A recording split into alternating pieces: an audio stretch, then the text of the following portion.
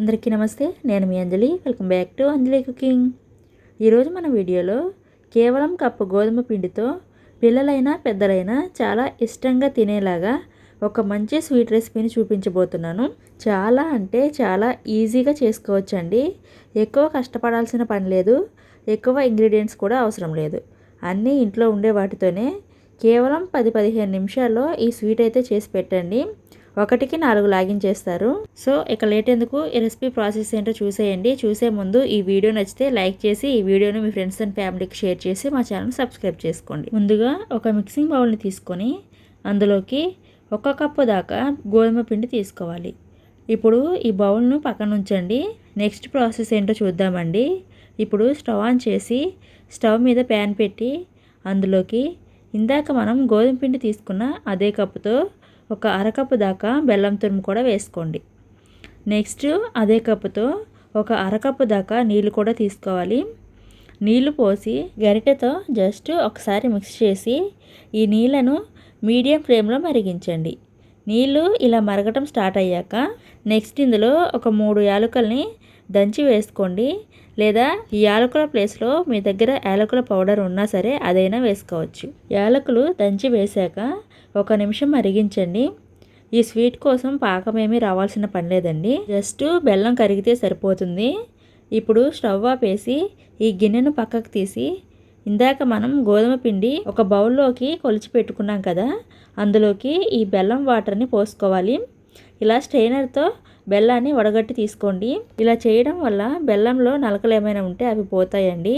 ఈ యాలకుల్ని కూడా పక్కకు తీసేయండి, ఎందుకంటే యాలకుల ఫ్లేవర్ వాటర్లోకి దిగుతుంది కదా, అందుకని పక్కకు తీసేయండి.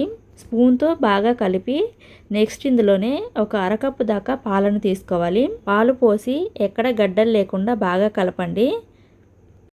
మీరు కావాలంటే ఈ పాల ప్లేస్లో నీళ్ళైనా తీసుకోవచ్చండి. సో బాగా కలిపిన తర్వాత మీకు కన్సిస్టెన్సీ అనేది చూపిస్తాను చూడండి. కన్సిస్టెన్సీ అనేది ఇలా ఉండాలండి. మరీ లూజ్గా ఉన్నా కూడా ఆయిల్ ఎక్కువగా లాగేస్తాయి.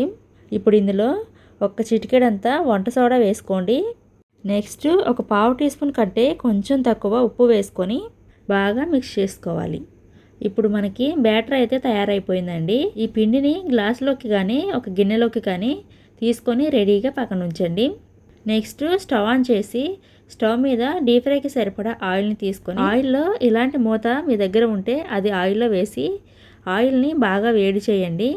ఆయిల్ వేడయ్యాక మూతని గరిటెతో బయటకు తీసి మూతలో కూడా కొంచెం ఆయిల్ ఉండేలా చూసుకోండి. ఇప్పుడు గ్లాసులోకి తీసుకున్న పిండిని మూతలోకి పోసి ఆయిల్లోకి వదిలేయండి.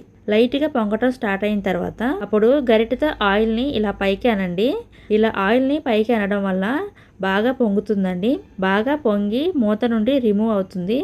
అది అటు ఇటు తిప్పుకుంటూ ఫ్రై చేస్తూనే మళ్ళీ మూతలో పిండి వేసి గరిటెతో ఆయిల్ని పైకి వేస్తూ ఉండండి. పైకి పొంగి ఇది కూడా ఈజీగా రిమూవ్ అవుతుంది. ఇలా మూత నుండి రిమూవ్ అయిన తర్వాత మీడియం టు హై ఫ్లేమ్లో పెట్టి ఫ్రై చేసుకోండి. 2 వైపులా అటు ఇటు తిప్పుకుంటూ ఇలా ఎర్రగా కాలేదాకా ఫ్రై చేసుకోవాలి. ఫ్రై చేసుకొని గరిటెలోకి తీసుకొని ఎక్స్ట్రా ఆయిల్ని డ్రైన్ చేసేసుకొని పక్కకు తీసేయండి. సో మీరు ఇంత ప్రాసెస్ చేయలేము అంటే డైరెక్ట్గా గుంట గరిటెతో ఒక్కొక్క గరిటె చొప్పున ఆయిల్లో వేసి ఫ్రై చేసుకొని తీసేయండి.